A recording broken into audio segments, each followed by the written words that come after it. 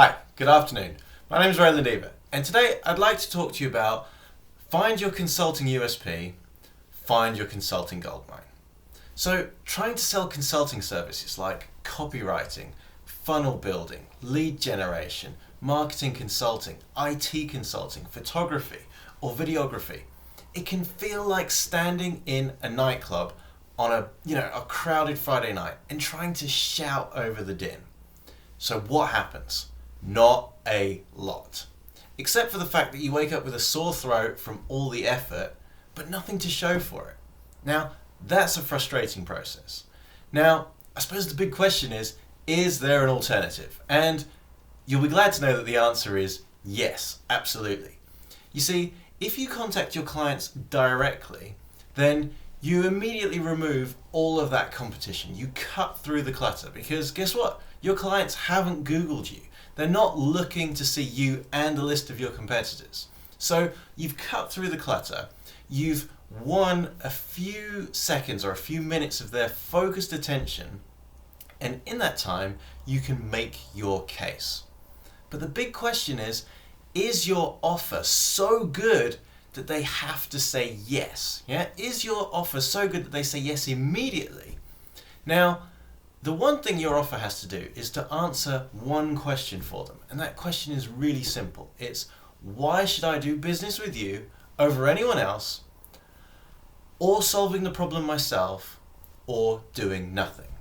Now, if you can make them see, feel, and believe your promise, then they will say yes.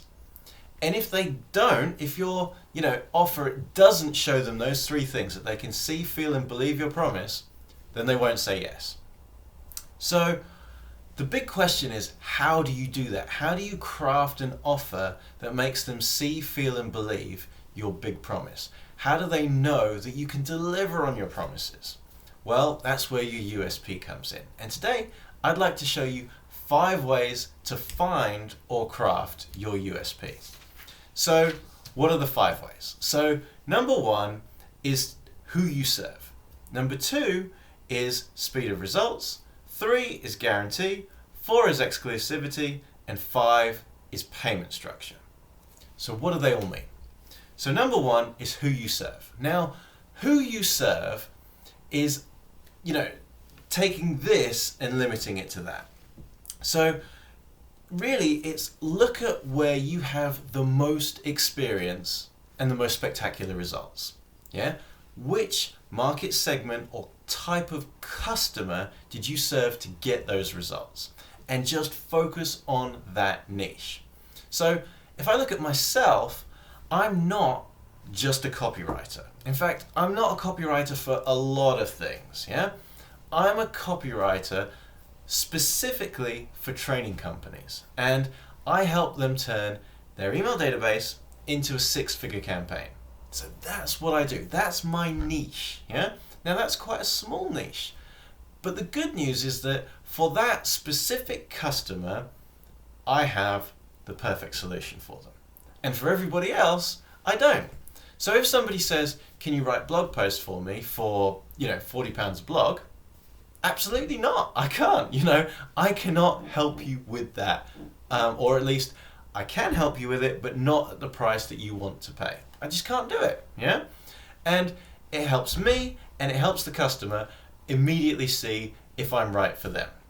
So look at, like I say, look at where you've got the most results, the most spectacular results, the most proof of delivering on your promises, and then focus on that niche. That in itself might be enough to find your USP. So the second thing is speed of results.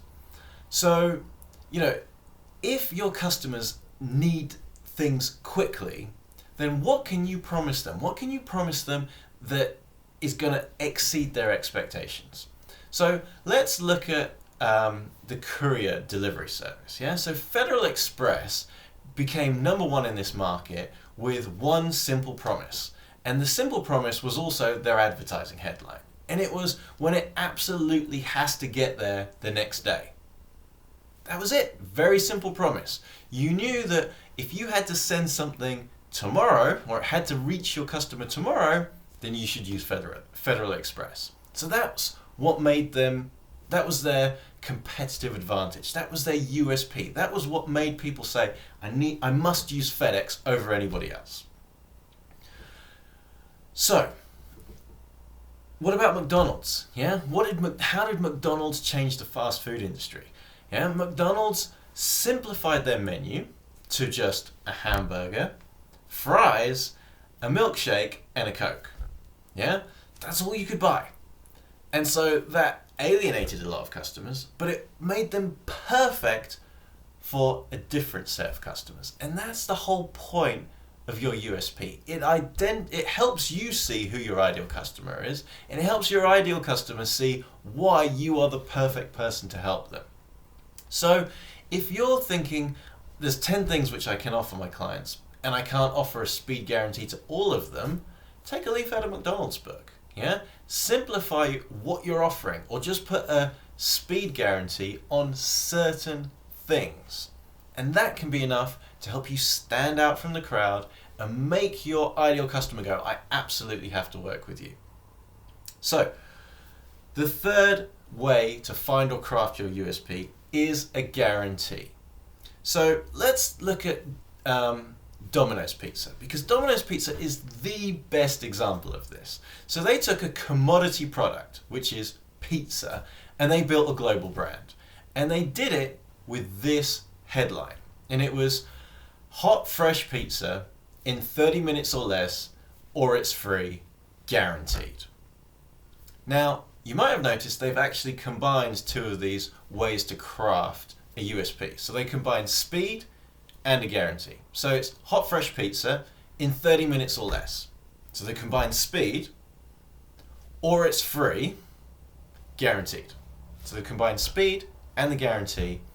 And the only reason why they stopped using that headline or USP or customer promise is that so many of their delivery drivers kept running red lights. So, legally they were forced to stop using this. But this is what, this was the foundation that created a global brand. Now, like I said, pizza is a commodity product. And, from everything I've read, when they started out, their pizza was nothing to write home about. They weren't winning customers with quality. They were winning them with speed and with this guarantee. Because, some people apparently ordered a pizza and just wanted to see if they got it there in 30 minutes or less. And, of course, whether Domino's would honor their guarantee, which they did. Hence, why so many of their delivery drivers kept running red lights. So, number 4 is exclusivity. So, Bain Consulting used this as the foundation for their consulting practice. So, basically, a handful of guys left McKinsey and set up their own consulting company. And they did basically the same thing as what McKinsey did. And the only difference they made was they offered their customers exclusivity for a long-term contract. Now, as a consultant, guess what? You don't want to be having to find a new client every day or every week or every month. What you want is a client that says, yeah, I'll give you regular work every month for the next 12 months.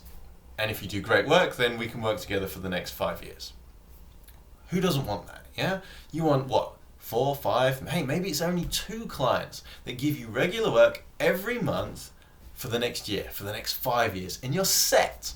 Yeah? Oh, you get another client, you can build a team, and you've got the safety and the security of doing that because you've got regular recurring income. Yeah? Exclusivity allows you to do that. So you know what? Find the biggest client in a market and go to them and offer that. Now, going back to, step 1, which is who you serve, yeah? If you've worked in a market and you've got years of experience, and hey, you might even have some other customers in that market, but you find the biggest client, and you say to them, right, I've already got some customers in this market, but if you offer me, if you want exclusivity in exchange for a long-term contract, I will ditch my other clients, yeah? That's a big promise. That's a big advantage for them. Yeah, that might be something that they really want. It's a win for you and it's a win for the customer. And it's a way that you can stand out from the crowd. It's why they should work with you over anyone else. And then the fifth one is payment structure. So you might think of this as a bit like the guarantee. So the difference is that with a guarantee, you're saying to the customer, pay me today, and if I don't deliver my promises, I will give you a refund. With the payment structure, what I'm talking about is saying, don't pay me today. I'll do all the work up front, and once I've put money in your bank account, once I've generated some results, then I would like a share of the profits, or then I would like to be remunerated in this way. So you're removing even more of the risk from the client. The benefit of that is you're sharing the risk and you're sharing the reward. So the copywriter Gary Bencivenga did this. Yeah, he would say to his customers, don't pay me anything up front. Yeah, but what I want is an ongoing royalty for the length of time that you use my collateral, or in this case, a sales letter.